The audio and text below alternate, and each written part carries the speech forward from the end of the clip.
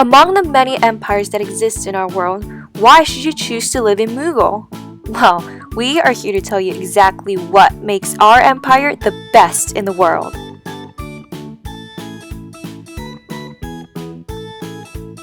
Anyone who doesn't live under a massive rock has heard of the Mughal Empire's extravagant and unparalleled cities. Delhi, for example, is a city deeply rooted in Indian history. Each street expresses the love, sacrifice, and passion for life that has always been prevalent in India. Under the reign of the Mughal Empire, Delhi, along with other beautiful cities like Agra and Lahore, was able to grow and thrive. Europeans marveled at these wealthy, breathtaking cities because, of course, none of their cities expressed the same extravagance and character. Within these cities, rulers of the Mughal Empire developed and improved Indian culture and social structure. Under the great rulers of the Mughal Empire, control in India was consolidated, beginning with the empire's founder, Babur. The second ruler of the Mughal Empire, following the reign of its founder, was the beloved Akbar.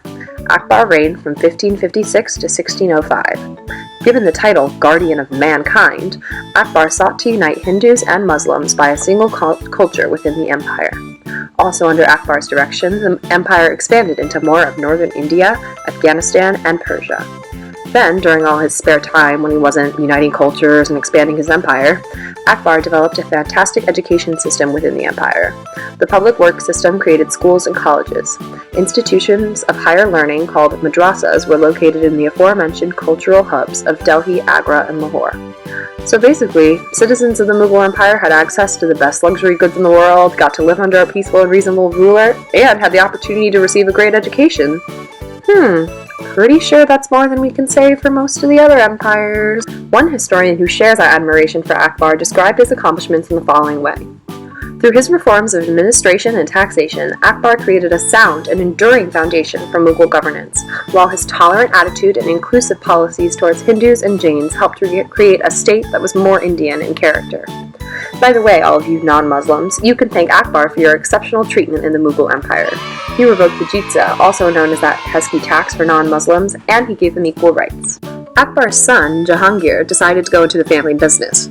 He ruled the Mughal Empire from 1607 to 1627. Jahangir was pretty cool in a lot of ways. Most notably, he built some sick gardens called the Shalimar Gardens in Kashmir. So yeah, you can add appreciation for nature and great scenery to the list of awesome traits about the Mughal Empire. Shah Jahan took over after Jahangir, ruling from 1628 to 1666. The empire grew significantly during his reign, and the empire established itself as the official international boss of architecture and construction when he supervised the building of the Taj Mahal and the Pearl Mosque. He also moved the capital of the Mughal Empire to Delhi, since the Europeans just couldn't get enough of it. Wonder if that means their own cities left something to be desired. Shah Jahan's successor, Aurangzeb, also built some pretty awesome mosques. Like his predecessors, he helped expand the empire as well. We could bribe you with food or sing you a cheesy song, but the reality is, we don't have to. Life in the Mughal Empire sells itself. The upper class is extravagant to say the least, but they're not the only ones living the dream. The middle class is well established, and women from aristocratic families can engage in business and own land. All my ladies out there, the Mughal Empire wants you to know what it's like to be out in the world doing what you want to do. Let's be real. Art is the most appealing aspect of any given empire. A Mughal is filled with dazzling artwork that is sure to impress you. Mughal's art is inspired by Asia, Hindu cultures, and most notably Persia. Art has been thriving since the beginning of the empire, especially under the influence of Akbar the Great, who has been very interested in art, especially paintings. Under Akbar, painters from Persia were hired and sent to Mughal. It is said that Akbar hired 130 painters that worked collaboratively. Can you believe the amount of paintings produced? These paintings were very diverse. Some depicted court life, which, as you can see, is very luxurious. Don't you want to live in an empire that has this much luxury? Other types of paintings are of ancient Indian tales, such as this one. Also, portraiture is thriving as well. So if you're an inspiring artist, Mughal is the place for you. Take a look at the use of vivid colors and imagery. These reflect our artistic skills. You won't see anything like this anywhere else. In fact, paintings are so popular we have the Mughal school of painting. That is why a life without Mughal art is a life wasted. However, the most notable Mughal piece of art is the Taj Mahal. Shah Jahan was an art admirer and built the Taj Mahal as a tomb for his wife. The Taj Mahal is well known for its eightfold gardens, reflecting pools, and beautiful use of imported white marble. It took 22 years to be completed and has over 30 different kinds of jewels for decoration. Shah Jahan is also known for building various mosques throughout the empire. Picture yourself walking down the streets of Mughal, running into various beautiful mosques. After all, a life without Mughal art is a life wasted. Another well-known piece of artwork is the Kathak dance. Meant to be a storytelling dance, the Kathak dance was developed to perform in front of royal courts as a form of entertainment. Just look at the extravagant dancing skills our empire has to offer.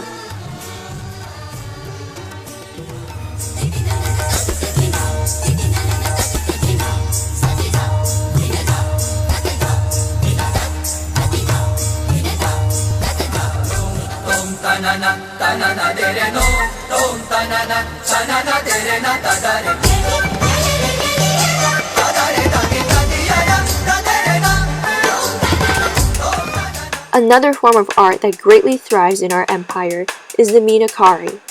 Shah Jahan was such a fan of the Meenakari that it can be seen in so many types of jewels, art, household items, and even clothing. This intricate process is done first by making a base or an outline of the design in gold or silver. It is then decorated by using powdered pigments. Each color is then melted. If it is to become a piece of jewelry, it is then handed off to a jeweler for completion. Look at this man's craftsmanship. Meenakari is so popular in other countries that its exports are through the roof. And who makes them? We do, of course. A life without Mughal art is a life wasted. On top of that, Mughal jewelry is one of our greatest exports. Its use of gold, pearls, and vivid stones exemplifies our richness in artistic culture. Picture this. You, decked out in layers of pearl necklaces and fabulous headdresses made out of hundreds of jewels. Even men wear jewelry. So come join us in the Mughal Empire to enjoy our fabulous artistic lifestyle that greatly influences the world. In the end, it is ultimately your choice to either join us or not. But remember, a life without Mughal art is a life wasted. Now, let's talk economics. I know, not usually the most fun topic, but just bear with me and you'll see that you like it more than you thought. No other economy can even compare to ours, and if we control the stuff they buy, we control them. In terms of products, we have an unbelievable range of exports. You name it, we've probably got it. Salt, yarn, beads, wax, drugs, clothing, wool, and silk, spices, even asafoetida. Do you even know what that is? Me neither. The best example, in my opinion, of just how impactful our products are would have to be these common items. Pajamas. Before our incredible cloth was introduced to the market, there was no specific type of clothing designated for sleeping.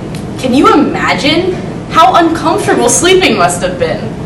Our effect can also be seen in the word calico, a type of cloth. It can be traced to the port city of Calicut, which falls within our borders. A whole product named after us. These goods have spread so widely that they have become a regular part of millions of lives across the world. See, we control the products they buy, and we control them. And all of these products, they're not only high quality, useful, and essential, they're also valuable. You're not just making a shirt, you're making money. In fact, for any product we ship off to another country, do you know what we get back? Gold, silver, We don't need any of the low-quality goods from those countries. Why would we, when we have all of this here? Obviously, this arrangement is not by their choice, because they're giving us money, and if they're giving us money, they're giving us power. We're able to force this relationship because they want this stuff so badly that they will do anything to get their hands on these goods. If we control the stuff they buy, we control them. Believe it or not, Sir Thomas Roe, the English diplomat, himself has said that Europe leadeth to enrich Asia. They themselves admit that we are the dominant empire. They know that without us, they could not survive. They know that because we control the stuff they buy, we control them. And who would choose to be a part of a subordinate empire when you could have the chance to live here with the kings? Life here really is better than anywhere else. Our state-of-the-art system of raising revenue in order to run this empire as smoothly as possible far surpasses that of any other region in terms of efficiency and ingenuity. And since we want all of our citizens to understand the way that the government works, here's a brief explanation. And they created a pretty effective empire. They were able to incorporate Indian princes into the ruling class while still retaining top positions for Muslims. They reorganized the bureaucracy and instituted an effective tax collection system, which was important because the empire was, of course, very expensive to run, as empires always are. This meant it was important to make accurate tax assessments, and taxes were usually collected by local leaders called zamindars. Taxes had to be paid in cash, and this contributed to the growing commercialization of the Mughal Empire. Reliance on zamindars, who were important men in their communities, meant that the empire could collect revenue without being too disruptive to local village life. And although almost all of the revenue came from taxes on agriculture, the Mughals also taxed trade. Did you hear that? Less disruption of daily life. I mean, I don't know about all of you, but I would sure rather not have to go out of my way or be interrupted from all of the wonderful things that are being accomplished each day in the Mughal Empire. Because we care about you, our people, we provide secure, protected locations and methods of transactions. We know that times can be tough, and because of this, have in place a very low custom duty, a mere 2.5% at most. We understand what you go through and try our absolute hardest to make life easy and stress-free. Now, it's up to you. If you want to have access to the most luxurious, high-quality, coveted goods in the world, come to the Mughal Empire. If you want to be part of the reign that can pull any amount of wealth out of the rest of the world, including those advanced, highly civilized Western Europeans, come to the Mughal Empire. I mean, you can choose to go live somewhere else if you want, but you would still see us. Because as we all know, if we control the stuff they buy, we control them.